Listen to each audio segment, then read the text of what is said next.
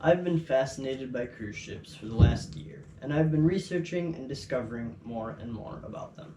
When I first heard about this ship, I knew I wanted to sail on it, and it's finally arrived.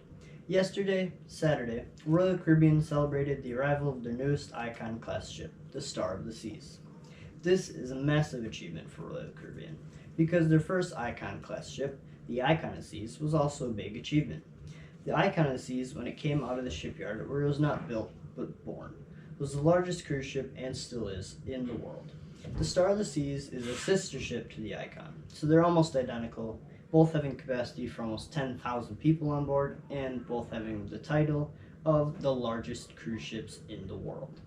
Since 1997, Royal Caribbean International, formerly Royal Caribbean Cruise Line, has been making vacations a whole lot better.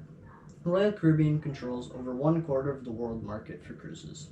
The company owns its own shipyard at Nassau and their own private island destination, Coco Cay, which is nicknamed Perfect Day at Coco Cay. Royal Caribbean currently has 28 ships in their fleet. With the Star of the Seas being added, they will have 29 ships, which will make them tied with Carnival Cruise Line for most cruise ships owned by a company.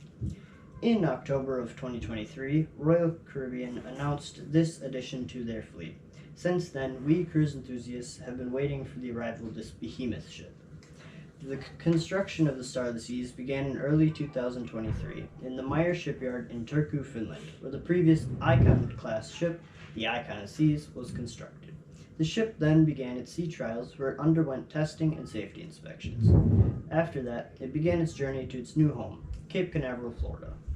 The Star of the Seas is going to be another floating city, along with the Icon.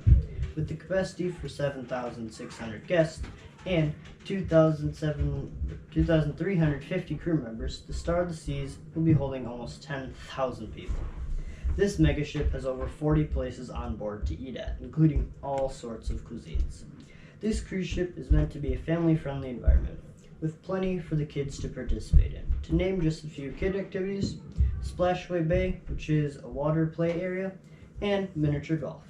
This ship is also filled with activities on board, including a water park, an aqua theater, and tons of shows on board, including Back to Future the Musical, and much, much more. On this Icon-class ship, you'll never be bored. And now, the long-awaited Star of the Seas has arrived. Today, the Star of the Seas begins its journey of sailings and life-changings.